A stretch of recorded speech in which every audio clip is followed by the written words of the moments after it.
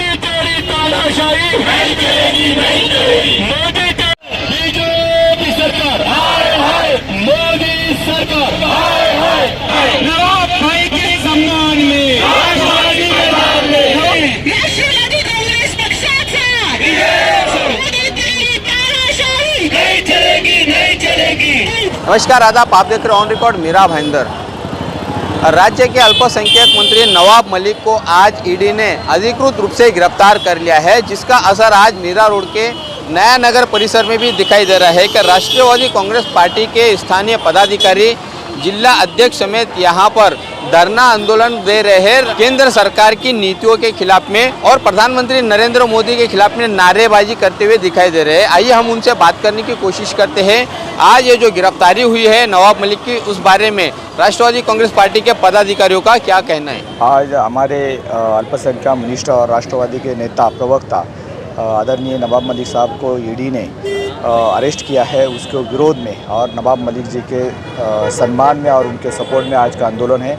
जिस तरह से ईडी ने बीजेपी सरकार के बोलने पे या बीजेपी सरकार की ये केंद्रीय व्यवस्था का दुरुपयोग करते हुए उन्होंने आज सुबह 5 बजे, कोई तरीका नहीं, कुछ नहीं, नोटिस नहीं, कोई समझ नहीं, और उसके साथ में उनको सुबह 5 बजे से उठा के लाया और वो अपने कार्यालय में जाके जो अरेस्ट किया, गलत तरीके से अरेस्ट किया। इसके निषेध में आज का हमारा आंदोलन है। ये पूरा महाराष्ट्र भर में हर जगह पर चालू है और आज हम इसी का अभी शॉर्ट नोटिस में हमें आंदोलन किया है।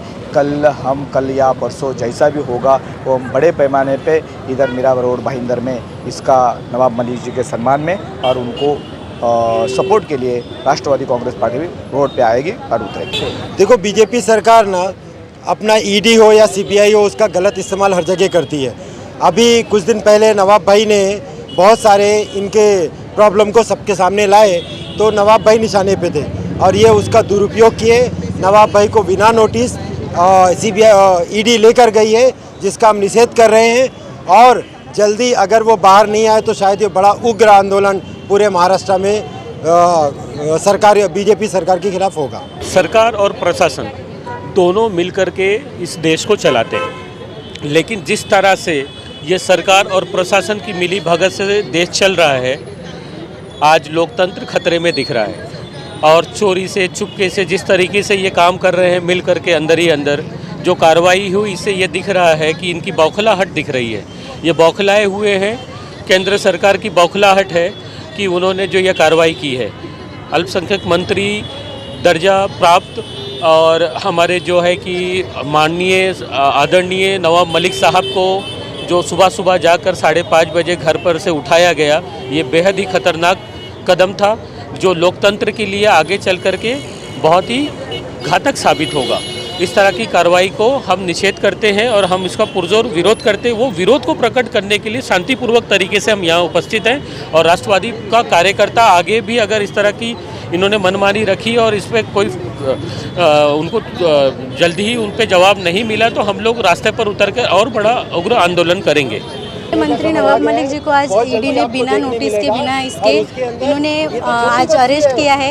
हम इसका निषेध करते हैं क्योंकि बीजेपी सरकार का पैतरा हो चुका है कि जो सच्चाई को लेकर सामने आते हैं या जो फिर सच्चाई के साथ में खड़े होते हैं, ये ईडी का और इनका ये सब दबाव डालने की बीजेपी सरकार कोशिश करती है। इसका हम लोग निषेध करते हैं। जिस तरीके से मोदी सरकार संवैधानिक जो भी हमारी संस्था है उनका दुरुपयोग कर रही है, ये देश के लिए बहुत हानिकारक है। देश हमेशा संविधान से, कोई भी मुल्क हो, कोई भी देश हो, संविधान से चलता है और ये बाबा साहब अम्बेडकर के बनाए हुए संविधान से देश चलेगा, ना ही किसी की हिटलरशाही से चलेगा और ना ही किसी की तानाशाही से चलेगा। जिस प्रकार नवाब मलिक जी के साथ में उनके घर पे सुबह 4:30 बजे चोरों की तरह ईडी आई और उन्हें गिरफ्तार करके ले गई, ये बहुत बड़ा लोकतंत्र पे, ये संविधान के विरुद्ध जो काम हुआ है, इसका खमियाजा बीजेपी सरकार को भुगतना पड़ेगा। लोग जाग गए हैं, लोगों को ये समझ आ रहा है कि किस तरीके से मोदी अपनी तानाशाही, हिटलरशाही चला रहे हैं और जिस तरीके से इन्होंने अपनी सरकार का और अपने जो भी संस्थाओं का दुरुपयोग किया है, ये निहायत ही ख़तरनाक है। देश की अखंडता के लिए ये बहुत ही ख़तरनाक है। देखिए, बीजेपी सरकार की हमेशा से आदत है कि सरकारी मशीनरियों का गलत इस्तेमाल करके ये अपने काम साधती है। वही चीज़ को आगे बढ़ाते हुए इस वक्त बीजेपी सरकार ने ईडी के द्वारा ईडी को हथियार बना के हमारे नेता नवाब मलिक साहब को आज गिरफ्तार किया है। क्योंकि कितने दिनों से नवाब मलिक साहब इनके करप्शंस और इनकी जो अलग अलग बीजेपी सरकार की करतूतें थी वो सामने ला रहे थे, वो गले की हड्डी बन चुके थे। तो इन्हें गले की हड्डी निकालने का सबसे आसान तरीका है ईडी जैसी मशीनरियों का इस्तेमाल करना और इन लोगों को और नेताओं को दबाने की कोशिश करना। और आज हम यहाँ पर रास्ते पर उतरे हैं ये बताने के लिए कि तुम कितना भी दबाओगे हम और ज़्यादा उभर के आएंगे और आपकी ये करप्ट सरकार, आपकी ये दोगली सरकार को हम चलने नहीं देंगे। आपका मनमर्जीपना जो है इसका हम निषेध करते हैं। देखिए, महाविकास आघाड़ी ये अपने आप में एक बहुत ही बड़ा एग्जाम्पल बनकर पूरे देश में उभरी थी, जो बीजेपी सरकार के खिलाफ या बीजेपी के खिलाफ एक मजबूत गठजोड़ करके सरकार बनाकर महाराष्ट्र जैसे प्रदेश में उतरी।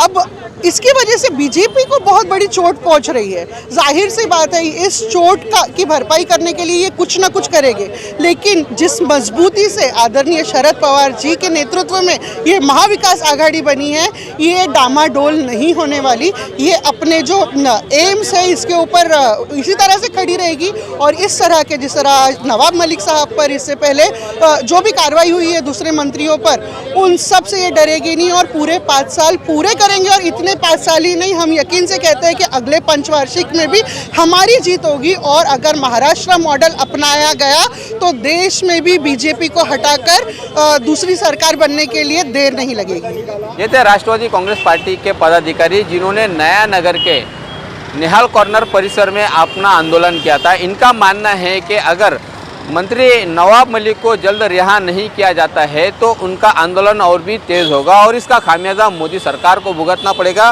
भारतीय जनता पार्टी को भुगतना पड़ेगा। भारतीय जनता पार्टी एक तरह से जो भी संस्थाएं हैं, जो जांच संस्था है, उन संस्थाओं का गलत तरीके से इस्तेमाल करके महाविकास आघाड़ी के मंत्रियों को या महाविकास आघाड़ी के जो दोस्त है या जो पार्टियां हैं उन पार्टियों को डैमेज करने की, उन्हें कमज़ोर करने की कोशिश कर रही है इस तरह की कार्रवाई करके। देखना है कि राष्ट्रवादी कांग्रेस पार्टी के ये आंदोलन और कितने तेज होते हैं और इसका कितना असर ईडी पर पड़ता है और मोदी सरकार पर पड़ता है।